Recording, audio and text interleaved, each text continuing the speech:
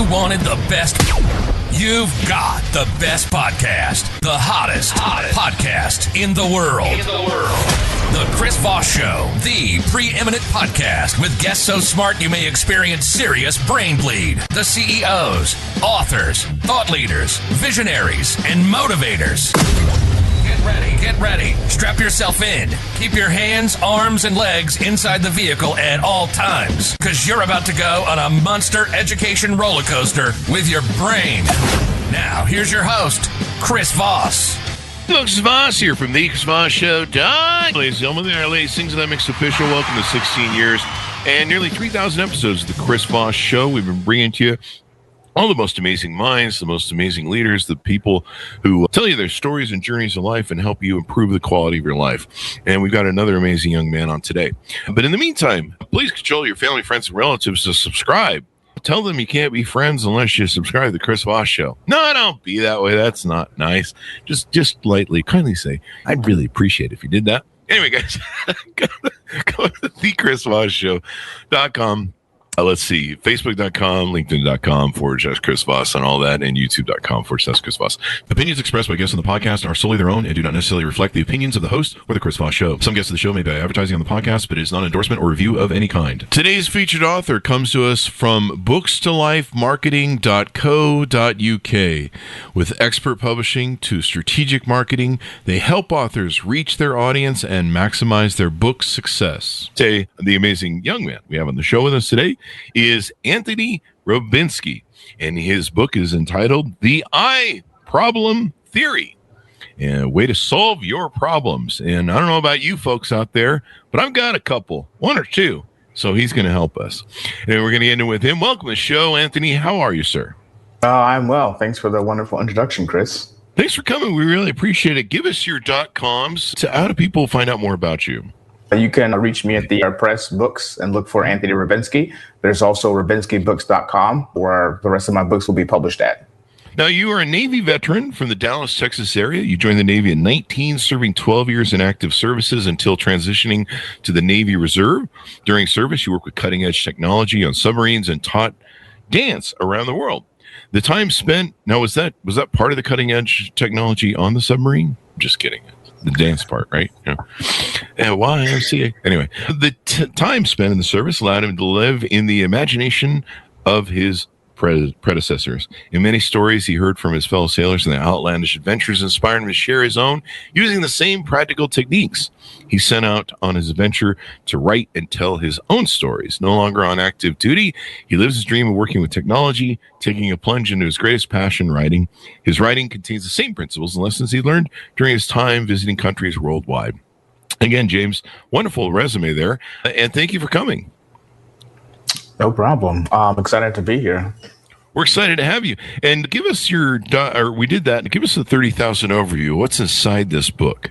The I Problem Theory is a book about the ability to solve your problems. What it does is it helps to objectify situations or things you would consider to be a problem, and it gives you a framework on how to go about solving those problems by taking care of, I guess, the need for, I got to fix this, I have to fix this.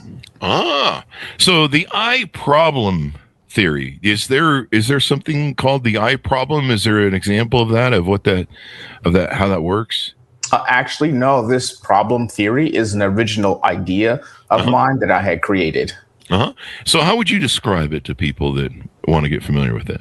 It's pretty simple. It's a mathematical equation that you can use to solve your problems by essentially putting in the situation, the appropriate integers. It kind of gives you a theoretical way of how to deal with your problems and how to go about overcoming them. So we're using math and science and theory sort of things? Yes. So I would say the universal language of all that is in the universe would be mathematics. No matter what language you speak or where you come from, even the world around us, from cell phones to computers to buildings, is built in mathematics. So we're all very familiar and understanding that. And the reason why it's a theory is it's a principle-based idea, which means you can apply it to a lot of different things or situations. So it's not case dependent. Now, our military puts forth some of the most amazing leaders and leadership. All the branches seem to have their own kind of variation flavor, but it's all leadership when it comes down to it. And as we've seen in Ukraine with the Russian army, the hierarchy and the leadership and the values and the belief systems the American military has compared to some of these other countries, you can see why their militaries are complete meat grinder failures. We saw the Russians go from what was accepted as maybe the second best army in the world to the second best army in Ukraine. Stole that from the State Department. But you see how I never really understood the difference in hierarchy in armies like theirs as compared to ours, and of course how leadership can be done up and down the chain. So you guys learn a lot in our military and are really excel at leadership.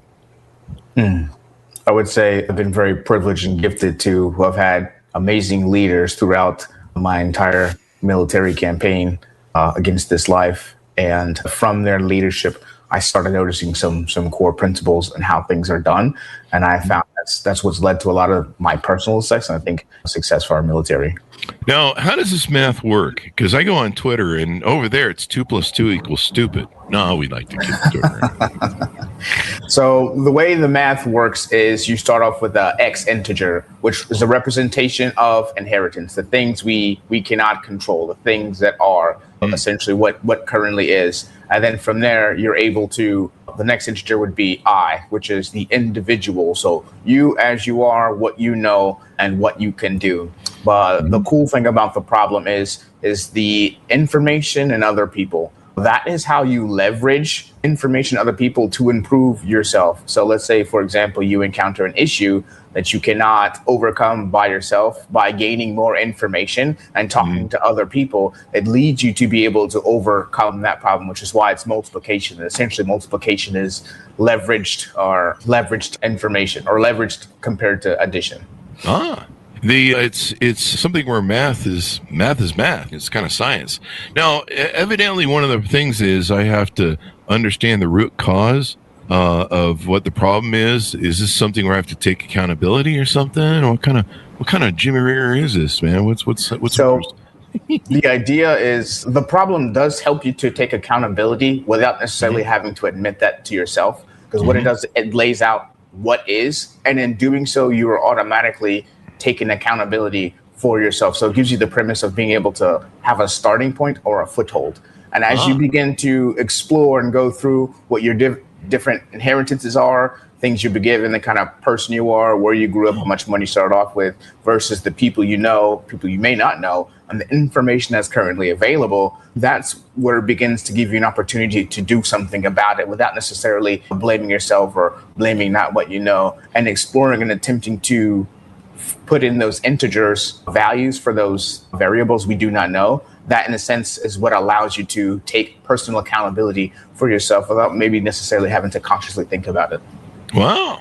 A lot of people need to take accountability these days. That's one of the biggest problems is people are maybe more about the you problem. They're always concerned about, I'm this way because that person did that and this person did that. And I didn't have anything to do with it. I just sat here and was victimized. And there's a lot of victim culture in our world today.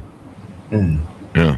And so you have the equation. There's I see it here, the inheritance, which is the X, the individual, which is the I, the N is information, O is for others, and Y for total strength. Now, I flunked these sort of integers and equations and algebra. I flunked them bad. Is this going to be hard for me if I've got a rudimentary brain that I can barely get 2 + 2 = 4 down? Yeah. The good news about the problem is if you purchase the book, it explains what each individual character is and how to apply it to your life, right? The core thing to remember about the problem is you, the individual. That's the thing you have the most control or influence over. So that's what can affect everything else. The reason why X is bigger and bold is because you can't control that. The things you're given, those are just plain hard facts.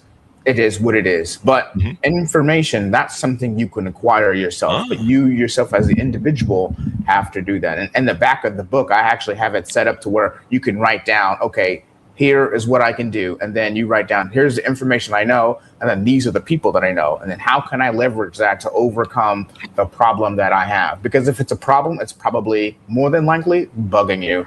And that becomes the inspiration to do something about it. Yeah. And so you can grow out of it, regardless of what your ex inheritance is, correct then? You can learn more, you can read more. I heard something great the other day. It was a great comment one of the authors brought on the show. What was it? You become what you read, I think was the thing. And you can apply it to, I think there's a different variation of it. So we become the books that we read. But you're right. Learning, growing, changing, you can grow up, and you can do one of two things. You can either stay stuck where you're at, or you can grow and expand your mind. I grew up poor. I didn't go to college. I had a Pell Grant. At one point, it was gifted to me, and it was set up to go to college. I started my first company, and that was the end of that. But I never went to college. Now, I did educate myself.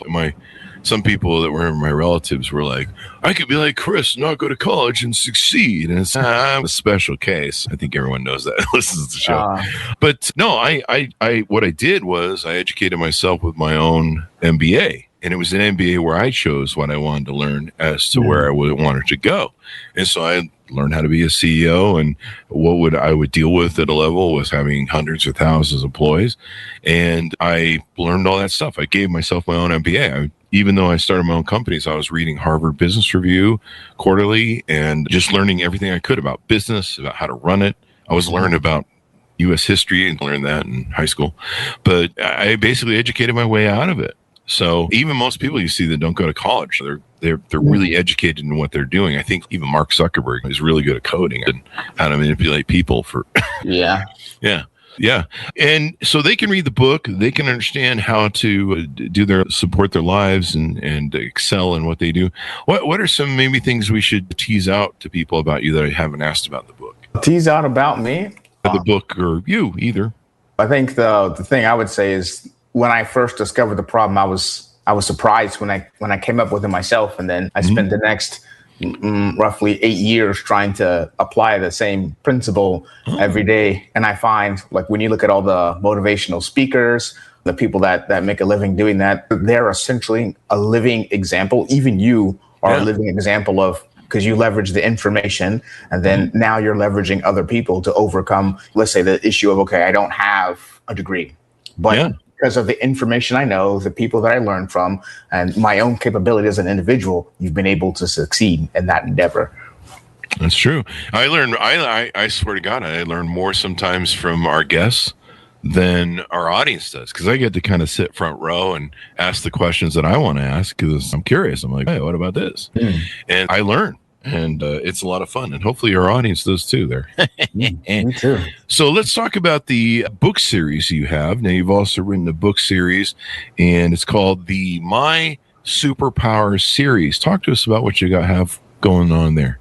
So the interesting enough about that book series, it originally started off as a question that eventually turned into a book, which became a prequel to one of the future books actually going to publish maybe in the next 5 to 10 years once my name kind of gets out there and I've had a lot more success as an author. But the premise behind the book was I had asked some friends of mine, if you could have a superpower, what would it be? And then they said basic questions like, I wish I had super strength. I wish I could be invisible. I wish I could heal people. I wish I had the power to control wind. So my question to you, Chris, is if you could have a superpower, what would it be? Eternal life. So one thing I found is I may regret that, but it's okay. So one thing I found, there's 2 key points to people's initial response. One, it's to prove a point that when given an opportunity, without an opportunity to think about something, most people will naturally trap themselves in a box. And from that box, the thing that they wish to have, the immediate thing that they want, is probably the one thing that deep down they feel that they're lacking, or is like a deep fear. Right? So if you were to ask me, Anthony, if you could have a superpower, what would it be? Mine would be the ability to have any kind of ability, whatever I want, without reservation. That's pretty smart right there. So why would I limit myself, right? But then when you find that out, you're like, oh, I want to change my answers. Sometimes in life, you can't go backwards. Hardest lesson I in life wasted my choice on. but that becomes the premises of most people's lives. And so I decided, okay, not that your wish is bad, but at the same time, why would you box yourself in? So I took that and then I expounded upon it. So one individual, her name is Ithaca, a character in the book, her ability essentially was, I want to control time. That's rudimentary. So I decided instead of that, what if your ability to perceive things was so powerful, you could affect the world around you? For example, if she perceives something to be slower, it will be slower. If she perceives time to be faster, time will be faster. So in a sense, human beings technically possess that ability, hence the expression, time seems to fly when you're having fun and it seems to slow down when you're bored. But if you practice that, if you train that, then what if I wanted something to go faster? I'll just pretend I'm having fun. Time goes slow. I really want to enjoy this moment. Okay, this is really boring, even though I'm really enjoying it. Time slows down. You ever see how long it takes 30 seconds to go when you watch a clock versus looking away and coming back? 5 minutes. Yeah, I love that. I'm a big thing on the trying to think outside of the box. And a lot of people they're self-limiting. You made a great example there, show of what that was. And instead of thinking about the possibilities and how big the box could be, I don't know, pick something that's fairly eternal life might be great, but there's probably a downside to it too. Wait, there's a vampire knocking on my door. Let him in. Anyway, I don't know what that's about, but we'll find out. Anyway, he's doing blood donations. Okay. Yeah. Tell him I'll be with him in a minute. Dr. Acula, Chris Voss show. I like that. Good one. Go with Dr. Acula. That's my Tinder date pickup name. Anyway, so the My Superpower series, I love that. I obviously, you probably want to, before you choose, you want to make a decision. But a lot of people, we've all run that paradigm in our head. What if I did find that genie lamp you rub the lamp and the genie pops out and you have 3 wishes? I think we've all kind of played that game somewhere in our life, right? In our head. The vision of your limits, or the limits of your limits, the limits of your vision. There's what we're trying to say. The limits of your vision are bound by the limits of your vision. So if you don't see yourself ever leaving the trailer park, then probably won't ever leave the trailer park. You got to see outside of it. I went through times in my life where, when I was young and growing up in a cult, where I was like, this is it. This is the whole thing. This is the world. And they're like, yeah, this is the whole world. There was a whole world outside of that. And me finding other people outside the world that thought like I did, ironically, they always grew up in the same place. But me finding that there were other people like me, that thought like me, but they didn't support the cult, and that was fine. There was another reality outside of the one I was being sold as a child. And this is a real example of how in life, sometimes we limit ourselves. Sometimes we limit ourselves by society says I should do this, so I should do that. I remember when I was young, I was, I think it was 11 or 12, and I was listening to Billy Joel, and he had several songs that were about women and relationships and divorce. And I was like, why do people have a midlife crisis? I think the Piano Man is about a bunch of people having a midlife crisis, the song.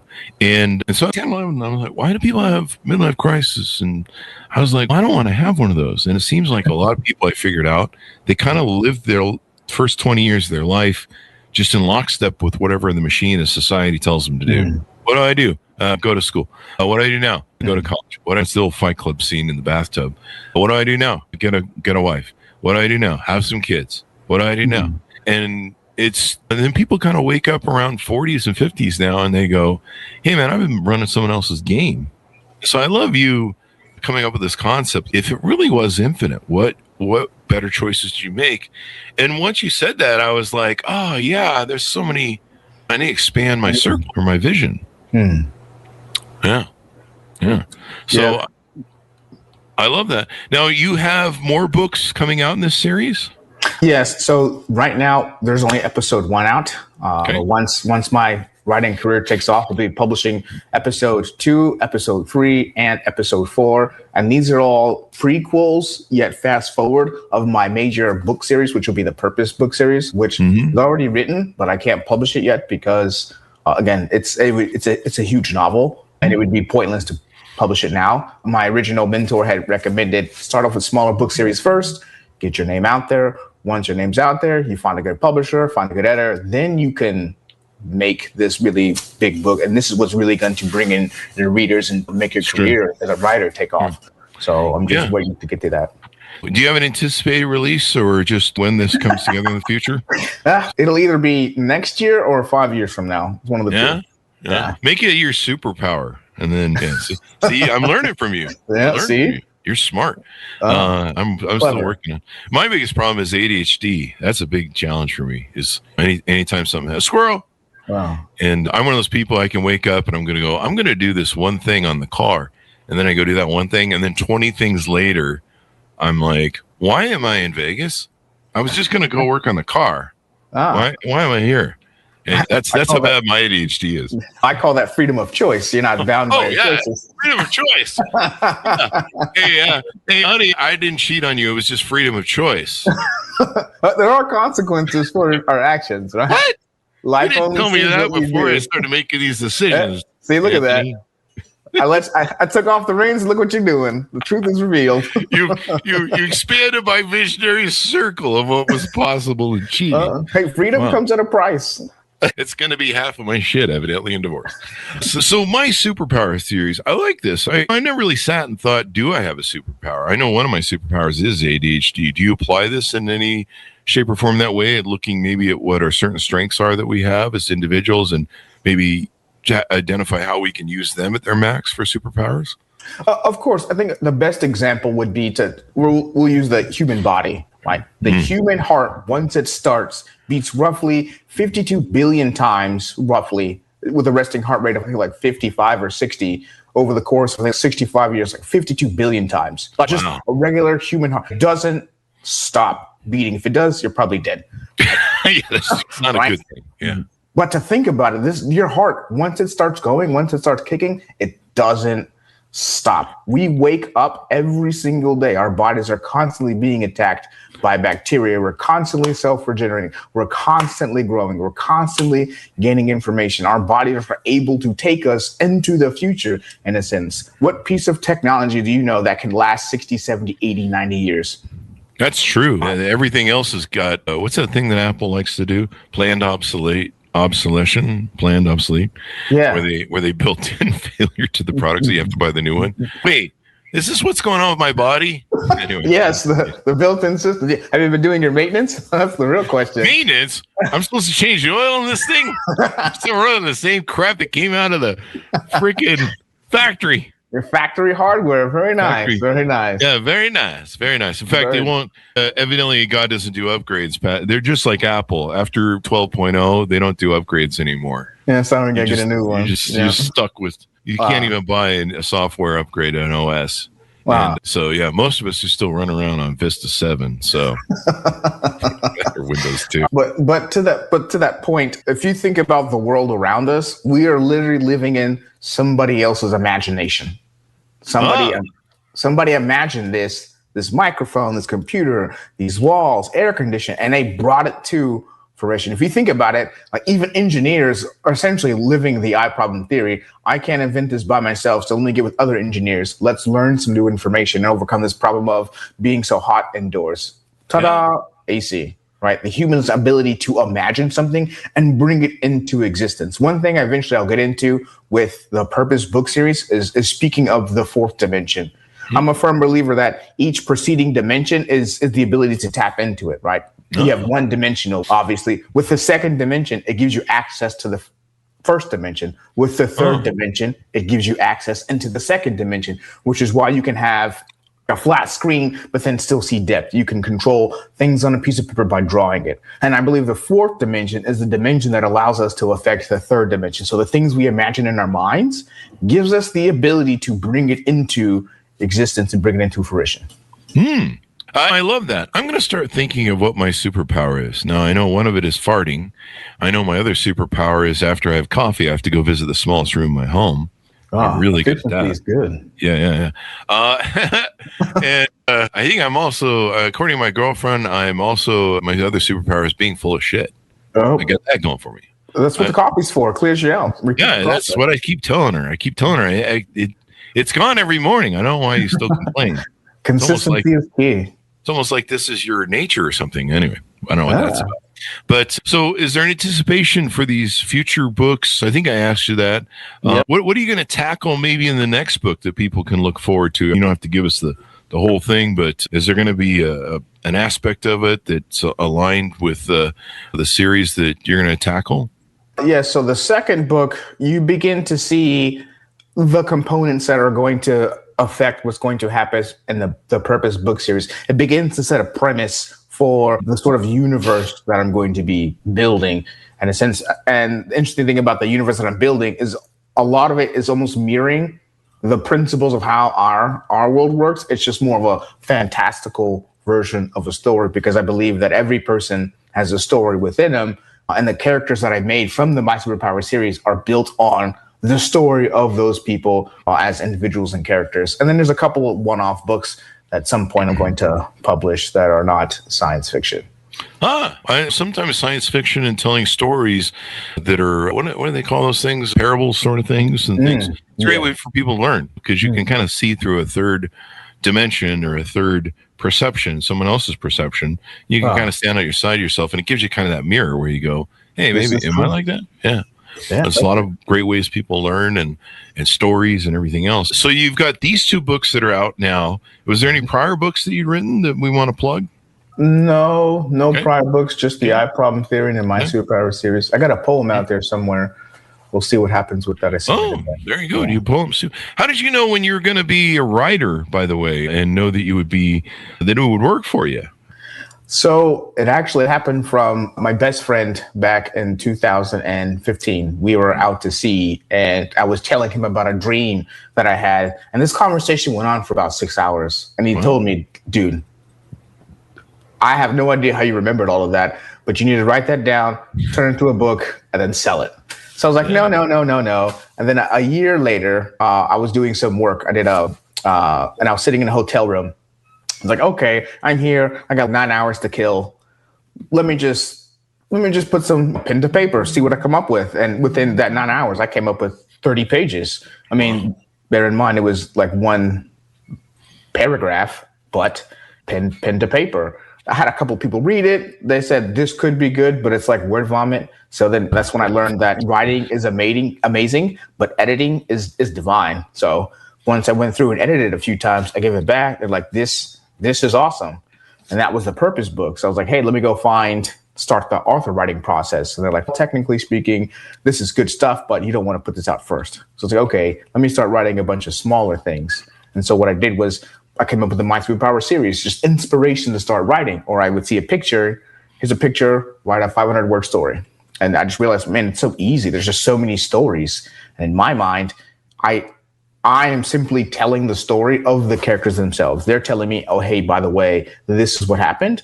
And I'm the one that I become the intermediary before that, and then tell people their story.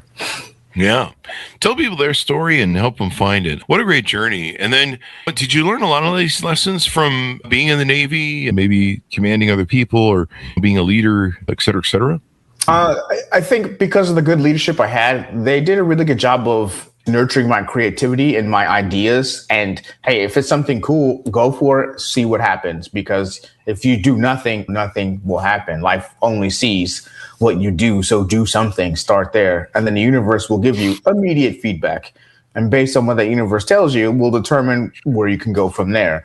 And a lot of time spent in the Navy was a lot of trial and error. And towards the end of my active duty time, I was like, okay, I'm beginning to pick up on the trend, the consistency of what actions lead to what consequences and what good things and benefits can come from that. But I would definitely say that military played a large majority factor in my ability to be where I am today, at least in pushing me into doing things. Yeah. That's the great thing about the military. They kind of break you down and then they build you back up again and teach you how to be a machine. They're so great at leadership and stuff and leadership techniques. And our military is designed to where in the Russian military, they have generals and stuff like all down through the thing. And if you cut off one of them, you cut off one of the heads, and everybody below him can't figure out what to do or function. But my understanding of our military is the troops and groups can operate without if there is an interruption of that chain of command on what their mission is, and that leaders can take over as other leaders might fall. And you see the real difference in the quality of our military over just the bloodbath. It's just a meat grinder. They're just throwing people at the Ukrainians over there, and it's unfortunate. Hopefully it catches up to Putin, but we'll see. Final thoughts as we go out, pitch people on where to pick up your book and how to get to know more about you, and anything you have coming up in the future you want to pitch out to people.